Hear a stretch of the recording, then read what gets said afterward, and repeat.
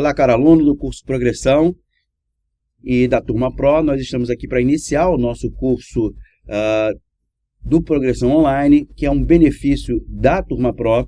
A gente vai, nesse curso, complementar aquele conteúdo já programado em sala de aula, aquele conteúdo já ministrado em sala de aula, e aqui é uma fonte de apoio ao aluno e não uma substituição da aula especificamente. E então a gente tem aqui alguns exercícios em que vamos ajudar a reforçar aquilo que já foi visto em sala de aula.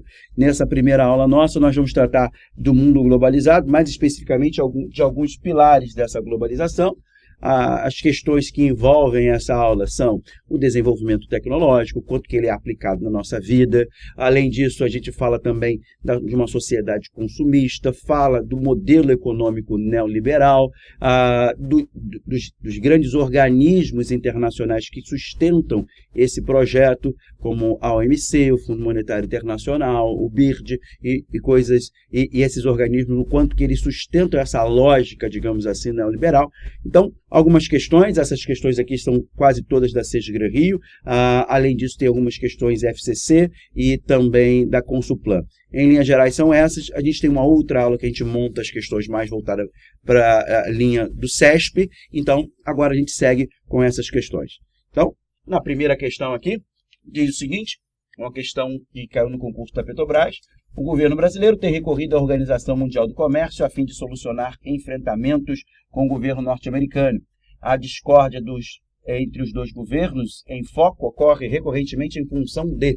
Bom, a primeira questão aqui envolve uma disputa comercial entre Brasil e Estados Unidos na Organização Mundial do Comércio. Isso é parte fundamental do entendimento da questão. Se a gente entende esse enunciado, então qualquer das discussões aqui tem que ser uma discussão comercial. Qual é a função da OMC?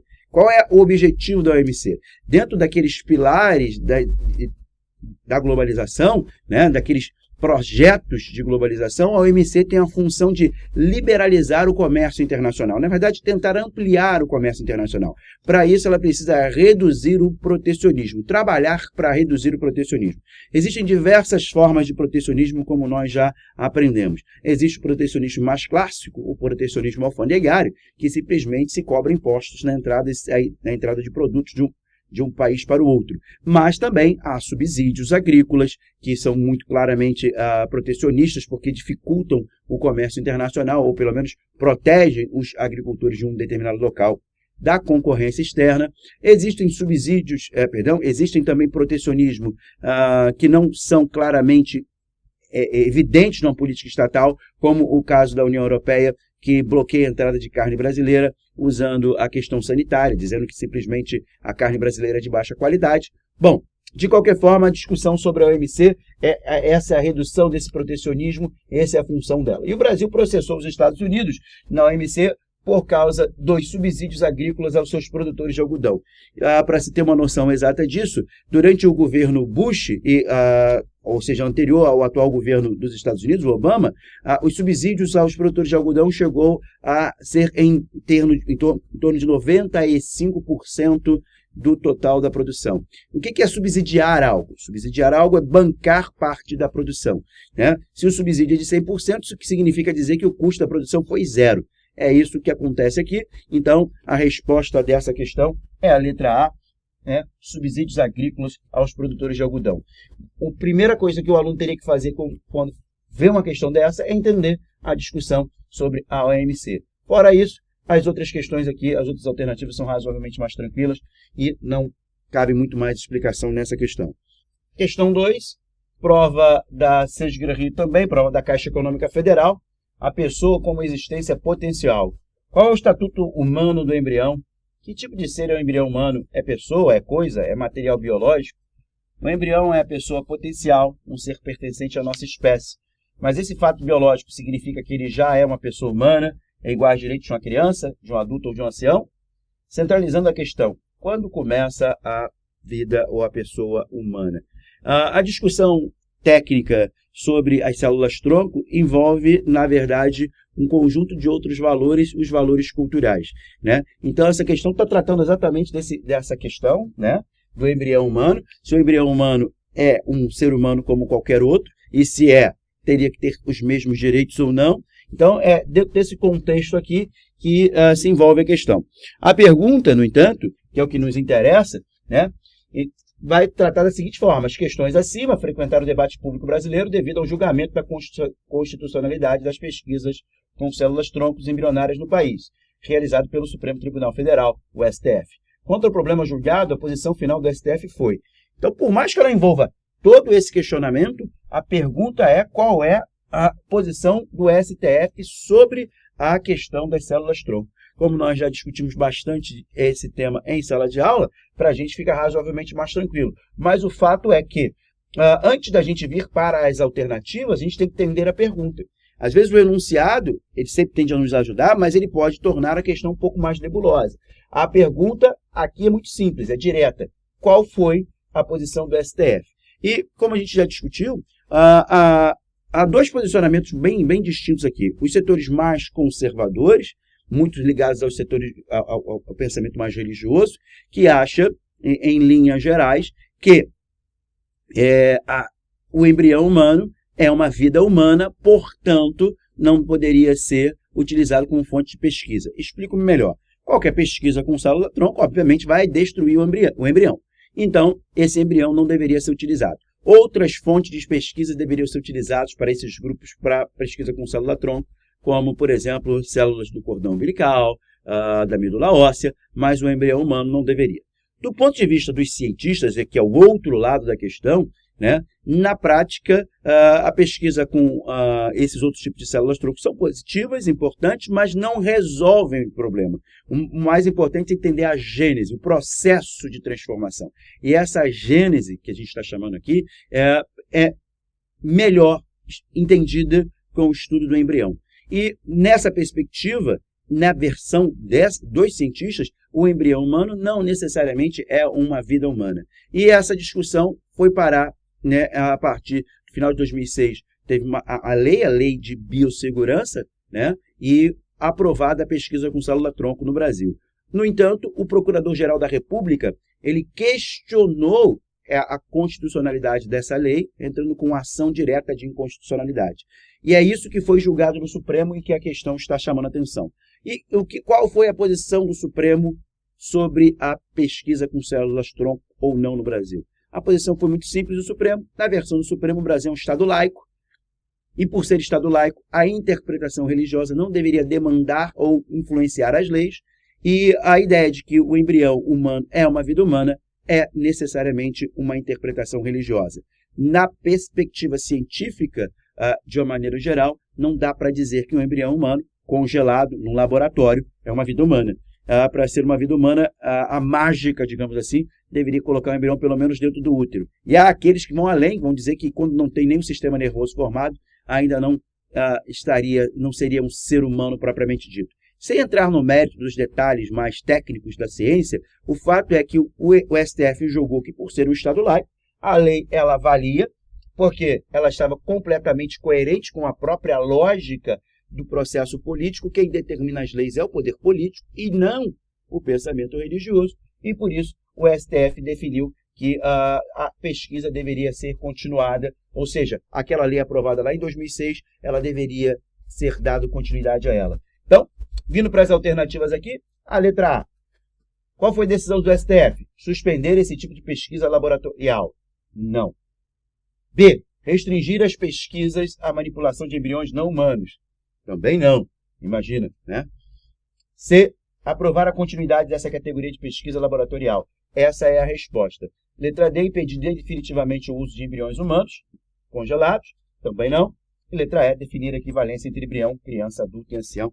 Isso não é função nem do STF, nem valeria a pena. Então, resposta letra C, aprovar a continuidade dessa categoria de pesquisa laboral.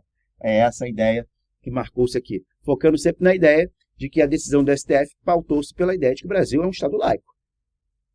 A interpretação religiosa não deveria definir a questão fundamental. Terceira questão. Hoje, 4 bilhões de pessoas têm celular, mas apenas 1,5 bilhão acessam a internet. Em alguns anos, qualquer pessoa, não importa onde viva, participará de redes sociais e usará ferramentas como Twitter. A declaração enfoca o sistema que permite a publicação em tempo real de mensagens curtas chamados Twitter. além da conectividade entre os seus usuários, o recurso tecnológico descrito apoia-se principalmente nos aspectos da... Bom, então ele está perguntando características do Twitter, né? Então, no mundo que a gente vive, no mundo globalizado, onde a gente vive conectado o tempo inteiro, as redes sociais acabam tendo uma dimensão nova daquilo que a gente chamava de relação social. Então, a gente tem uma relação social agora razoavelmente íntima, mesmo com uma pessoa razoavelmente distante. A gente sempre diz que as redes sociais elas servem muito para aproximar quem está longe, mas em algumas circunstâncias também para distanciar quem está perto, né? Se não faz parte da minha rede, pode ser o meu vizinho viver 10 anos do meu lado, que a gente não tem muita relação, né? E essa é a questão. Mas, como a gente já aprendeu também a fazer questões, antes da gente ir para a alternativa, a gente tem que entender a pergunta, né? E qual é a pergunta, afinal de contas, aqui? Tá? Então, ele fala que além da conectividade entre os seus usuários, o recurso tecnológico apoia-se principalmente no aspecto da... Então, qual o aspecto que marca, que caracteriza o Twitter? Beleza? Letra A, espontaneidade. Bom, poderia ser um aspecto, poderia deixar essa alternativa como possível, né? Letra B, solidariedade. Não. Solidariedade não tem nada a ver com o Twitter. Reversibilidade, de reverter, também não tem nada a ver. Letra D, impessoalidade. Ao contrário, o Twitter é totalmente pessoal, né? Então não tem nada de impessoal. E letra E, a instantaneidade. Ou seja, o fato de ser instantâneo. Então a letra E pode ser uma coisa, pode ser a resposta, e a letra A também poderia ser a resposta. Como é que a gente tiraria a dúvida aqui? Já explicamos algumas vezes que numa dificuldade dessa, normalmente a resposta está onde? No próprio texto. E ele disse aqui na pergunta que uma das questões do Twitter é que ele foca em tempo real essa situação. Ou seja, o próprio texto define como característica principal do Twitter a instantaneidade. Ok? Então a resposta de fato é letra E e a gente consegue matar essa questão olhando essas características aqui de forma bem tranquila. Questão 4, questão da Consulplan.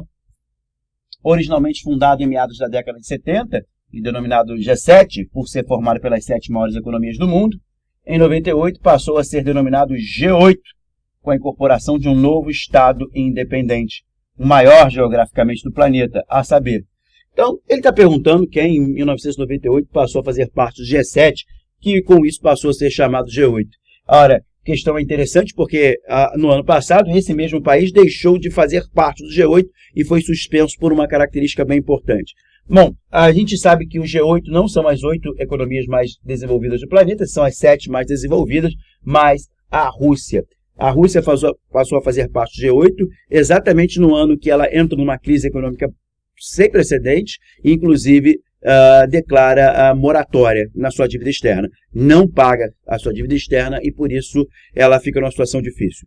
Só que, e diferentemente de outros países mais pobres que tiveram a mesma circunstância, o caso da Argentina, em 2001 também, que não conseguiu honrar seus compromissos, a Rússia é uma potência bélica, com um arsenal bélico invejável, nuclear e de outras armas de destruição em massa bastante importante, e um colapso russo seria muito ruim para todo mundo.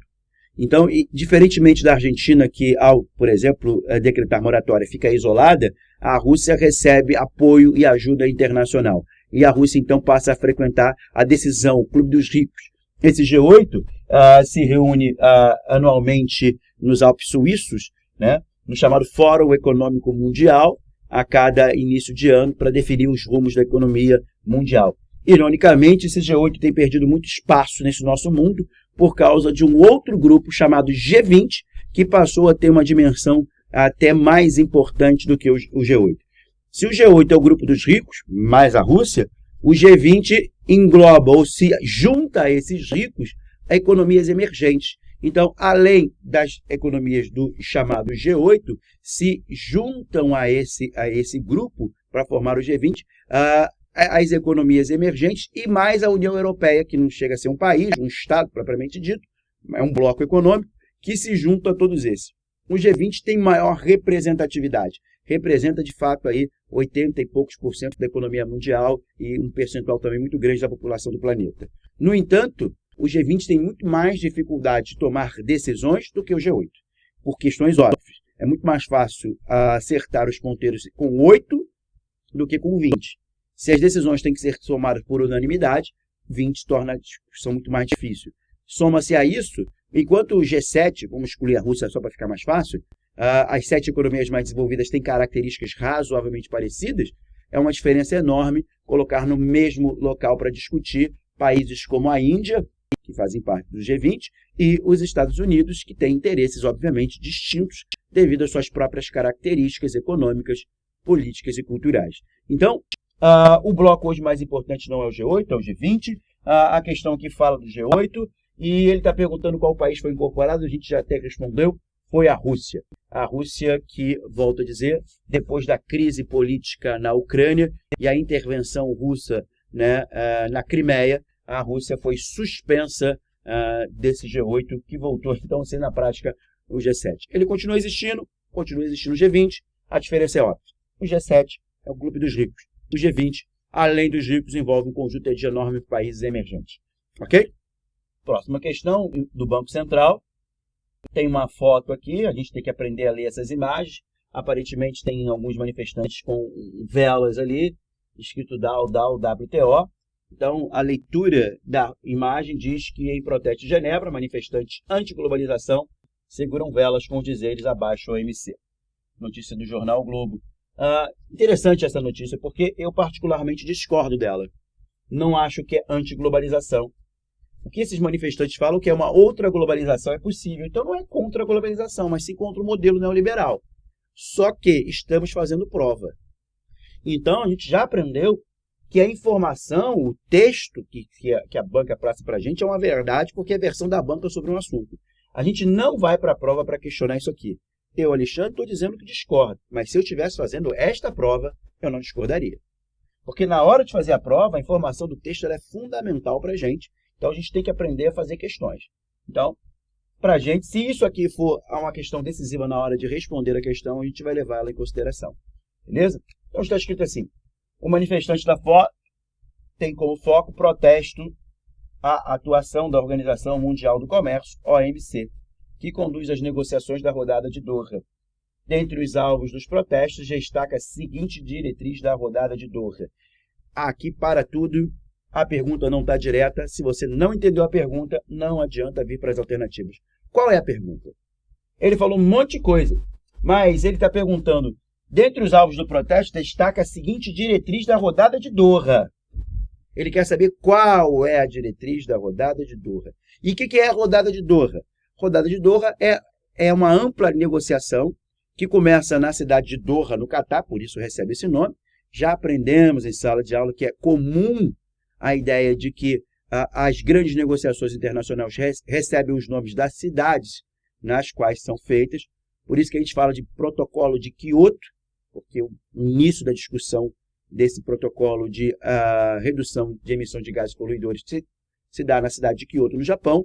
Por isso a gente fala Tratado de Tordesilhas, o acordo entre Portugal e Espanha, que levaria à formação da América, a divisão de terras da América, porque foi feita na cidade de Tordesilhas, na Espanha. Isso é algo comum. A gente fala de Rio 92, o acordo também ambiental feito na cidade do Rio de Janeiro em 1992. Rio mais 20, né? 20 anos depois da Rio 92, fez-se em 2012 no Rio de Janeiro também a Rio mais 20, e assim vai. Recebe o nome das cidades. Rodada de Doha simplesmente tem esse nome porque se dá na cidade de Doha, no Catar. Até aí, nada de diferente. Bom, qual é a questão da rodada de Doha? Como é uma rodada de negociação da OMC, a gente já falou aqui, a grande função da OMC, que é um avanço daquilo que existia lá nos anos 70 e 80, o GATT, o Acordo Geral de Livre Tarifas e Comércio, foi transformado, foi ampliado na Organização Mundial do Comércio, cuja sua função é fazer ampliar o comércio internacional. Para ampliar esse comércio, no entanto, a OMC ela tem que reduzir o protecionismo, todas as formas de protecionismos que, na verdade, inibem o comércio internacional. Como é que eu reduzo esse protecionismo? Então, atacando algumas formas desse protecionismo, como o protecionismo alfandegário, os subsídios, o protecionismo sanitário e outros mais que existem por aí. A função da OMC, então, é ampliar o comércio internacional e reduzir o protecionismo. Aí vamos para as alternativas. Então, destaca-se a seguinte diretriz da rodada de Doha. Letra A, fragilização do comércio multilateral. Ao contrário, a função da OMC é ampliação do comércio. Então, letra A está fora. Letra B, consolidação do protecionismo econômico. Não, a OMC quer acabar com o protecionismo, não consolidá-lo. Letra C, liberalização do comércio mundial. Essa parece ser a alternativa correta. Liberar o comércio ou ampliar esse comércio é a função da OMC. Letra D, aprofundamento da estatização do comércio. Estatizar seria contrário às práticas neoliberais, que, como a gente já falou, a OMC é um dos pilares desse processo neoliberal. E letra E, expansão dos subsídios econômicos domésticos. Se expandir os subsídios, também é protecionismo, também dificulta. Resposta, de fato, letra C. Essa é a resposta dessa questão, dessa alternativa. Bom, com isso nós fechamos essa nossa primeira aula, né? E a gente vai continuando aqui nessas nossas discussões para ampliar esse nosso conhecimento, sempre fundamentando, sempre dando base para que vocês consigam manter o seu conhecimento, mesmo depois que vocês já tiveram essa aula há já algum tempo. A Turma Pro tem esse benefício e a gente continua com vocês nesse processo. Um abraço a todos.